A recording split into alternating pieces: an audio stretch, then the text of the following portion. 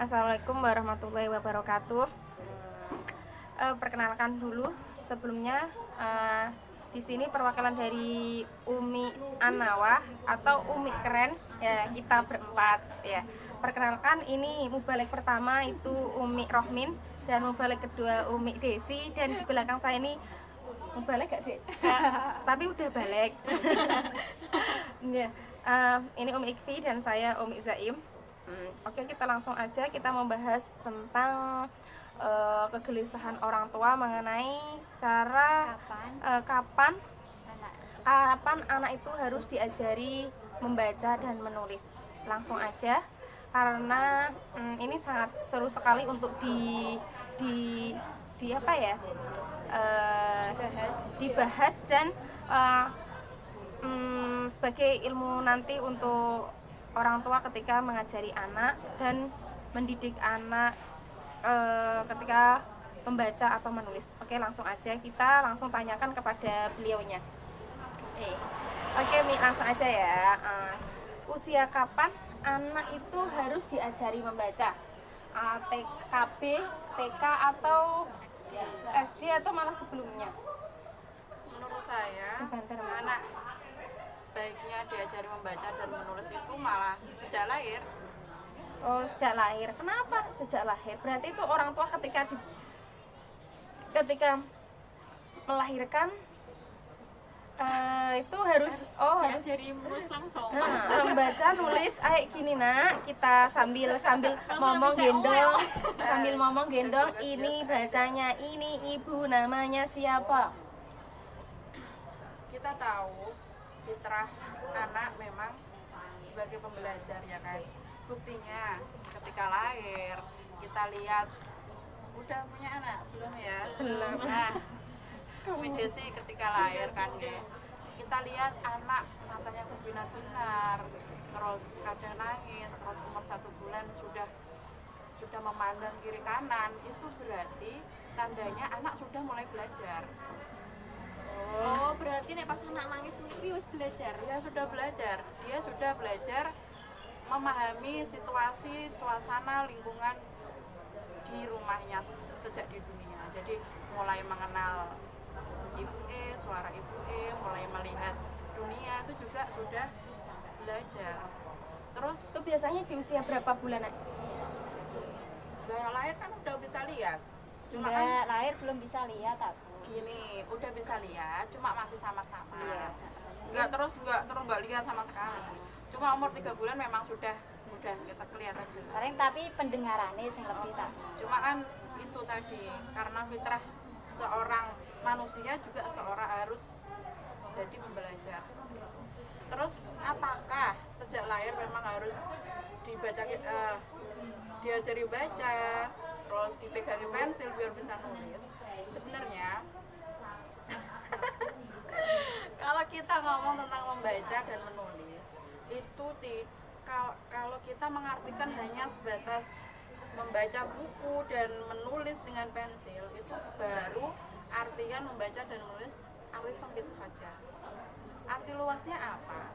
Ketika kita mengajari anak membaca secara tidak langsung, berarti kita menstimulasi tegang ya. Loh, saya itu mendengarkan dirimu. Mengajari anak membaca, kita berarti menstimulasi kognitif dan bahasanya. Terus kalau mengajari menulis, berarti kita menstimulasi fisik motorik halus maupun kasarnya. Terus bagaimana kok sejak lahir kita ajarin membaca? Nah, kadangkala kita merasa, oh bayi saya yang penting diam, kita rawat, kita susui, tidur gitu aja kan. Padahal di dalam situ kita sudah bisa menstimulasi sejak dini. Misalnya adik, kita sebut namanya, misalnya itu juga kita sudah mengajari membaca. Itu dari isah lahir ngono iku ngono di Iya, ya kadang lahir ya belum Belajar ada namanya komunikasi, sih. intinya itu ya komunikasi. Alhamdulillah anakku ganteng, udah lahir, ini ibu nak. Nah itu juga sudah kan jarine nek nganu rung iso rumpaten Pendengaran. nggak apa-apa. pendengaran. Oh. kan iso. Kedengaran kan gak kok ndelok tok Bu, ambek pendengaran kan bisa. Nah, salah satunya kita tahu juga ketika anak lahir diapakan? Diadzani kan. Itu juga sudah termasuk mengajari membaca, karena membaca tidak harus berupa tulisan, tapi juga membaca apa yang ada di sekitar. Mendengar Ya, ya, mendengar. Hah? Iya, belajar itu tadi, belajar dari lewat mendengar kan. Terus sampai mana tadi? Iya, terus stimulasinya per bulan per itu gimana? Nah, itu tadi. Jadi setiap anak ketika kita menyusui, kita omongi, misalnya ini ibu nak, ibu udah melahirkan kamu, misalnya kamu yang sehat ya, jangan rewel, misalnya ini bapak. Walaupun memang masih samar-samar, tapi kita bisa menstimulasi dengan itu tadi. Komunikasi ya, Bahasa cara itu juga itu termasuk belajar membaca. Jadi Jadi nggak harus sering ngeliling. iya. Ya, dijak guyon, dijak omong. Harus jelas lah nak ngajak ngomong ya. Biasanya kan piluk ba apa. Oh iya kok iso. Ya nggak apa-apa, jangan aja. Aku ya tahun dulu carane lah nek omongan karo anak iku ya aja nganggo pelo-pelo biasane kan kita nek nerokno bocah pelo ya. Malah kan kebanyakan malah ngomong, oh pinter Karena nih kok kita yang membawa bahasa mereka. Jadi ini dipelok-pelok no. Padahal kan seharusnya kita mengajari dengan bahasa Yang kita benar. sendiri. Dan anak juga belajar bahasa juga dari orang tua ya. Misalnya kita hanya sekedar itu tadi ya, ciluk ba, nani itu kata-kata yang memang benar-benar menghibur. Tapi manfaat untuk anak apa? Nah, jadi mulai dari bayi kita pas menyusui bilang ini ibu, nah ibu yang melahirkan kamu. Apakah anak-anak mengerti? Semakin besar malah dia kosakatanya semakin itu Banyak ya. tambah. Udah sering Iya, diucapkan kan. soalnya Bener. kata-kata melahirkan, kata-kata itu kan biasanya anak-anak jarang. iya, itu nggak apa-apa kita kenalkan. Kosakatanya malah tambah banyak nanti. Ini ibu nak yang melahirkan kamu, kamu yang solih ya nak, kamu yang baik ya sama ibu, nggak apa-apa. Akhir itu Terus masih misalnya- belum bisa bicara, belum itu Iya, masih. ya itu sudah termasuk kita melatih membaca anak, karena membaca memang nggak harus lewat buku, tapi lewat alam di sekitar itu juga membaca. Terus misalnya kita menyusui, kita nggak harus dicilukkan aja, tapi misalnya ini kenapa nak, misalnya ya kita pas ngelihat ibu, kenapa ibu cantik kan, iya karena ibu perempuan gitu.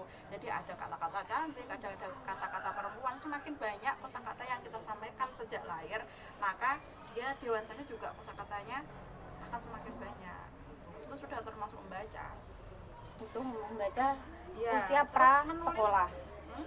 Sebelum Iya, sekolah. iya. Terus menulis misalnya. Menulis gimana? Masa anak sejak lahir itu diajari pegang pensil dan sebagainya. Kalau kita bilang menulis berarti kita termasuk Gerakan. menstimulasi tentang fisik motorik halus. Terus sejak lahir gimana caranya? Misalnya anak-anak biasanya kalau menyusu biasanya sering pegang kerudung, pegang rambut. Iya, iya, Mi. Itu umur berapa, Mi? Ya udah 2 bulan, 3 bulan ya? ya 3 nah nek 2 belum aku. Belum ya, 2 bulan masih anteng ya, 3 bulanan lah. Ketika usia 3 bulan, rata-rata kadang ketika anak megang-megang rambut ketika kita susuin, kadang ada orang tua yang merasa nggak nyaman. Allah, risih banget gitu kan. Jangan gitu besok ya. Iya. Ya.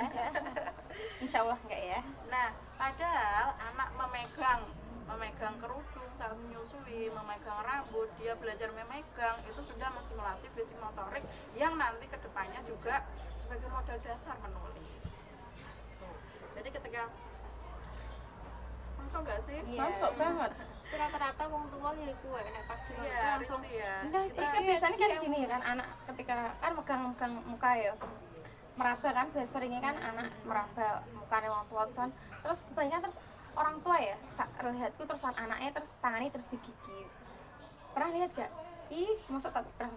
Iya. Karena apa sih karo apa Kak, sama itu nyusoni terus Padahal sama niatnya guyon ya. iya, cuman yang gigit orang tua itu ketika gigit tangan anaknya itu emang ngajak itu bercanda mungkin ya, guyon-guyon juga. Padahal kita juga bisa mentransfer ilmu pengetahuan di situ. Misalnya ketika menggigit nggak apa-apa. Coba pas itu kan nggak hanya guyon toh, tak gigit sakit nggak kalau digigit pakai giginya ibu. Nah ada kata-kata sakit, ada kata-kata gigi. Nah itu juga menstimulasi itu. Jadi ketika megang-megang rambut, dibiarin aja dan dibilangin, kenapa nak rambut ibu ini warnanya hitam. Nah kita di situ memberi kebebasan anak megang-megang rambut, itu juga sudah menstimulasi fisik motoriknya. Kita bilangin aja, nggak hanya diam. Kadang kan orang tua zaman now ya, kalau menyusui yang kanan megang HP. iya. Soalnya aku juga pernah tapi nggak sering lah ya. Cuma kok cara-cara sakit itu nggak baik. Jadi kita bisa mentransfer ilmu pengetahuan di situ. Ketika megang-megang rambut, kenapa nak ini rambut ibu warnanya hitam, coba pegang ininya gantian. Kita stimulasi dengan kain, misalnya kain kerudung.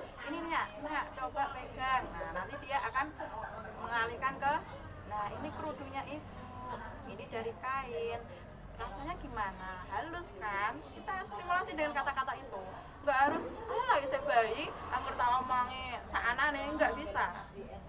Jadi semakin kita mentransfer ilmu pengetahuan sejak lahir, semakin kata-kata kita banyak. semakin kata-kata Sering banyak, dijak terus komunikasi. Karena omong-omongan dhewe. Iya, iya, yo menjawab, yo nggak pertanyaan yo dijawab dhewe carane kan. iya. Jadi sebisa mungkin dari lahir sudah kita transfer ilmu pengetahuan itu tadi. Terus ketika umur 1 tahun misalnya, kita sudah mulai mengenalkan itu tadi ya, mengenalkan halus lembut, halus kasar, itu nggak apa-apa sebenarnya. Nggak, Tapi motorik ya. kan udah bisa jalan ya. Dene wis iso dhewe ngono kuwi isine koyo Gampang lah cara ya. gampang diajari. Ya biasanya anak 1 tahun kan udah mulai jalan, udah mulai jalan. Udah bisa nek pegang-pegang anakku ae puzzle iku yo 1 tahun udah tak kasih puzzle. Bisik kan. Semakin banyak apa yang bisa dieksplor di situ, dikasih di situ. Jadi itu juga menstimulasi fisik motoriknya. Jangan cuma digendong aja ketika umur 1 tahun. Biarkan dia mengeksplor lingkungannya. Dan ketika umur 2 tahun udah kita kenalkan tentang itu tadi ya. Apa? Bahasanya juga udah mulai canggih, kita ajak bicara udah biasanya udah mulai nyambung ya, Mi. Jadi ya itu udah termasuk melatih membaca, karena nonsen ya, omong kosong kalau kita mengajar membaca tapi anak-anak nggak tahu sama sekali kosakatanya, aneh kan. Jadi untuk modal mengajari membaca berarti harus memperbanyak kosakata kepada anak mulai dari sejak dini sampai umur 2 tahun. 2 tahun biasanya sudah mulai kita ajari megang makanan sendiri. Jangan Usia takut 2. 1 atau 2? dua ya udah, 2 bisa, 1 bisa nek megang masih yang besar-besar, nek kecil kadang bisa jumput belum bisa. Bisa Bu, mungkin kayak pegangan sedot, nggak sedot kayak Oh, iya, kejutan iya. mungkin loh, kejutan itu Iya. 1 tahun yang anak yang bisa jalannya sepertinya udah bisa Ya pegang. kok kan termasuk besar itu. 1 tahun udah, itu 1 tahun nah. Nak 2 tahun aku besar lah. Nah nek 2 tahun mungkin megang makanan, mulai kita ajari makan sendiri, itu juga sudah melatih menulis sebenarnya. Jadi nggak usah takut anak-anak nanti makannya berantakan lah, anak-anak makannya nggak habis lah, terus repot lah, itu harus sampai. Itu emang sebenarnya itu yang perluku orang tua yang harus banyak-banyak tahu dan banyak-banyak baca soal itu mau dididik anak kan. Soalnya ya yang sering kita temui ya, sering aku temui itu yo kalau gak begitu pengalaman tentang anak ya butoe bar mimi disusoni kayak kan anak ikut itu kembali atau ikut kemana itu. Dan kebanyakan butoe itu enten meneng ngajak komunikasi anak itu, dan itu jarang sebenarnya, orang tua jarang ya, bukan nggak ada ya, mungkin ya jarang. Terus yang saya temui maksudnya itu ketika main terus diajak komunikasi, "Ma, ini gini, itu gini." Ya udah, anaknya ben dolanan dhewe, sing penting meneng. walaupun gue dolanan HP. Terus Mbak, di setiap tahap kan stimulasinya berbeda-beda. Terus nek seumpama dalam usia 1 tahun belum ada stimulasi yang harusnya udah distimulasi di umur 1 tahun, terus bagaimana? Ya kira-kira yang belum dibisai umur 1 tahun itu apa? Berarti kudune ngerti ya? Iya. Kudune ngerti. Umur 1 tahun misalnya memang harus udah bisa jalan ya rata-rata. Kok anak belum bisa jalan itu juga masalah. Emang tuh anakku harus 1 tahun aku iso. Enggak umumnya 1 tahun. Ya, umumnya 1 tahun. Ya tapi nek semen iku umur 1 tahun urung iso jalan, terus carane iku ngajarine piye? Ngajarinnya dikenali stimulasi. sih. Ya dikenali penyebabnya juga ya. Iya. Yo memang aku yo perlu ke dokter juga sih. Ini soal masalah fisik ya. Dan iso udah bisa itu ya megang barang tanpa jatuh. Umur 1 tahun. Udah bisa. Banyak Udah sekali bisa ya. ambil barang, udah bisa itu tangannya apa sih ini? Apa ya? Lewat tangga terus rambat-rambat misalnya. Pokoknya tangannya udah berfungsi lah. Udah mulai berfungsi penuh. Ini kadang masih banyak orang tua yang belum paham. Kuwi kelihatannya sepele tapi penting. Ini kan penting. Umur 2 tahun misalnya anak-anak rata-rata seharusnya harus mulai menjemput kecil-kecil udah bisa, umur 1 tahun udah bisa. Jumpet. Kalau tapi ngambil ketika kayak Ya kan besar, Nggih, nek sedotan besar model enggak sedotan, apa kayak kunci kan, kayak lain itu juga kayak mainan-mainan sendiri kayak sing di sekolah itu kan bener-bener itu loh. Meronjeng. Lonceng. Itu kan itu juga bisa dipegang kan, terus biasanya digigit-gigit itu. Nah, saya pernah lihat itu ya emang 1 tahun itu sing iso jalan itu udah bisa. Iya, sekitar kalau segini ya mungkin belum bisanya mungkin sebelah ini bisa. Nah, umur 2 tahun itu harus sudah bisa menjemput barang-barang kecil.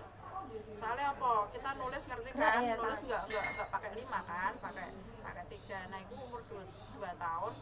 Kalau memang belum bisa jemput, nah itu stimulasi terus. Misalnya nggak harus mainan yang mahal-mahal sih ya. Oke.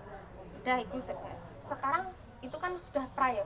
Lah sekarang untuk solusi yang sudah udah masuk sekolah tapi belum bisa sama sekali, megang aja masih belum bisa, jadi seperti telat lah, pembelajarannya telat, itu seperti apa terus?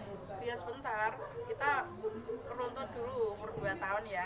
Seharusnya bisa jemput itu tadi ya. Kalau belum berarti stimulasi dari orang tua, misalnya mainan beras atau apa, mainan beras di rumah teman atau itu, biar kekuatan tangannya juga udah keluar penuh gitu kan.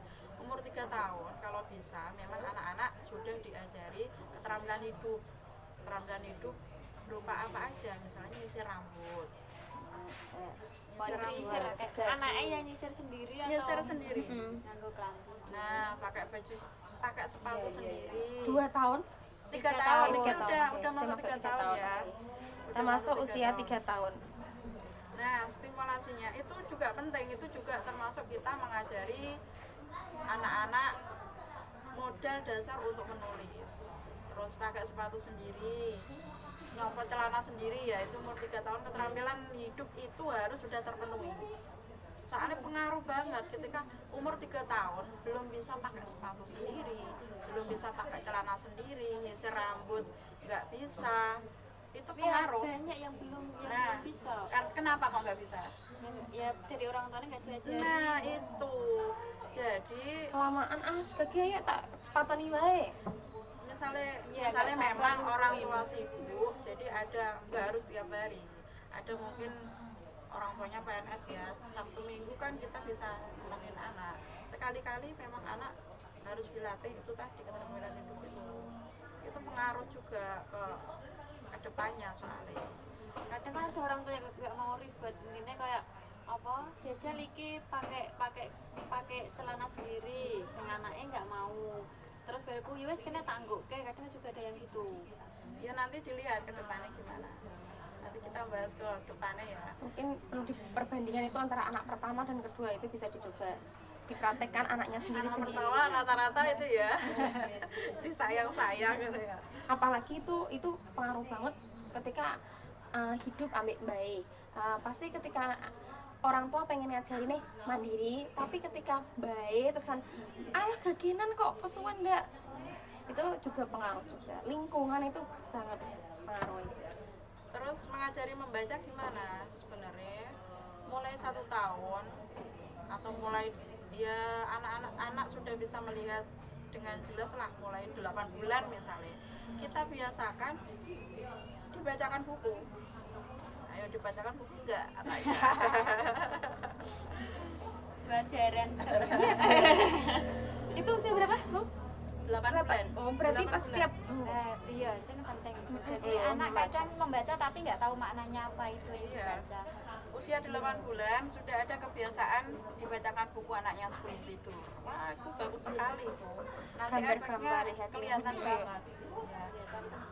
Jadi mulai 8 bulan, 9 bulan, 10 bulan anak-anak sudah interaksi terus. kan nggak harus dibacakan buku, kalau kita intinya gawe angen-angen dhewe mesti cerita pengalaman piye kok terus diceritake tentang itu, nggak harus membacakan kan, Nggak apa-apa. cerita kan. Loh, kan kita juga itu ngajari anak supaya suka membaca. Iya. Jadi yo diceritain harus juga ada- nggak apa-apa, cuma mungkin seminggu sekali atau kapan kita kenalkan dengan membaca umur 8 bulan tuh sudah mulai rasa ingin tahunya tinggi, walaupun nanti akhirnya juga disobek ya anak segitu nggak Kan apa-apa. penasaran, kan? Itu juga latihan itu fisik motoriknya, ya, kita solasi beda aja. ya ngono gitu. Iya, alhamdulillah dia kalau sama buku memang seneng. Wih, sing stimulasi gak tak terapno ya. Terus untung perkembangan zaman ini bagus ya. Iya, bisa jadi menyesuaikan. umur 1 tahun, 2 tahun, 3 tahun dia interaksi dengan buku. Nggak harus buku cerita anak-anak. Penting gue Bu, tapi tenan penting sebelum tidur. Tenan gue pengaruh banget. Itulah yang Walaupun bisa memang mengeratkan orang tua dan anak ya. hubungan orang tua dan anak. Nah, apa yang Nina. Nah, kita apa? Curhat dengan HP. Hai. Nah, Ya. itu juga menstimulasi anak-anak biar suka membaca. Terus umur 3 tahun mungkin di sekitar rumah, di sekitar misalnya beli jajan dan sebagainya. Terus umur 2 tahun lah itu udah bisa ya, udah bisa kita ajarin warna ya, walaupun nanti anaknya 2 tahun ya. Nah, ini bajumu yang dipakai merah warnanya, bagus ya. Kalau ibu kerudungnya biru, itu juga sudah mengajari membaca, termasuk juga kognitif. Umur 2 tahun sudah mulai seperti Mbak, itu. kognitif dikasih bahasa sederhana aja. Kognitif itu ya kecerdasan intelektual. Iya, IQ-nya ya. Terus, nah ketika sudah dari umur 8 bulan, 1 tahun, 2 tahun, terus interaksi sama buku, insya Allah umur 3 tahun itu tanpa kita ajari huruf satu-satu, anak-anak sudah mengenal hurufnya. Saya membuktikan sendiri anak saya. Memang untuk belajar di hadapan saya ini A, B nggak pernah. Tapi setiap ada tulisan tak bacakan, setiap ada jajan, wah ini jajan apa ya nak? caranya membacakan itu gimana? Ini huruf N, A, Enggak apa langsung itu? enggak langsung satu kata.